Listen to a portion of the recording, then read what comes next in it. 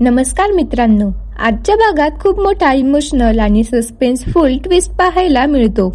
सुरुवात होते जानकी आणि ऐश्वर्या यांच्या सीनने, जिथे जानकी ऐश्वर्याच्या जखमेवर मलमपट्टी करत असते, पण फक्त हातावरच नाही तर तिच्या मनावर सुद्धा. जानकी तिला समजावते की आता सौमित्र भाऊजींना शांतपणे हँडल करावं लागेल आणि त्यांचा विश्वास परत मिळवावा लागेल. ऐश्वर्या हे सगळं ऐकून इमोशनल होते आणि तिच्या डोळ्यात पाणी येतं. दुसऱ्या बाजूला सौमित्र आणि अवंतिका यांच्यात जोरदार डिस्कशन सुरू असतो. सौमित्र अजूनही ऐश्वर्यावर विश्वास ठेवायला तयार नसतो आणि तो स्पष्ट सांगतो की ऐश्वर्या बदललेली नाही. तो मायेचं उदाहरण देतो आणि म्हणतो की जसं माया घरात विश्वास जिंकून आली तसं ऐश्वर्या सुद्धा काहीतरी प्लॅन करत आहे. अवंतिका मात्र त्याला समजवण्याचा प्रयत्न करते की प्रत्येकाला सुधारण्याची संधी मिळायला हवी, पण सौमित्र हट्टाने आपल्याच मतावर ठाम राहतो.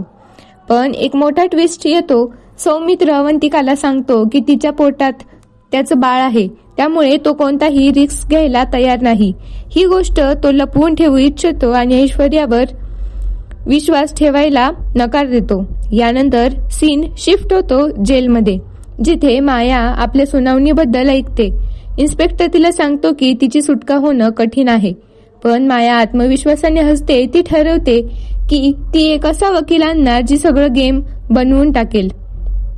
शेवटी जानकी आणि ऋषिकेश चर्चा करतात की ऐश्वर्याच्या मदतीने ते मायेविरुद्ध केस मजबूत करू शकतात.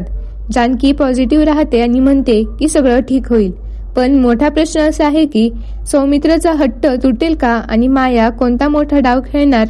तुमचं मत नक्कीच कमेंटमध्ये सांगा आणि चॅनलला सबस्क्राईब करायला विसरू नका. धन्यवाद.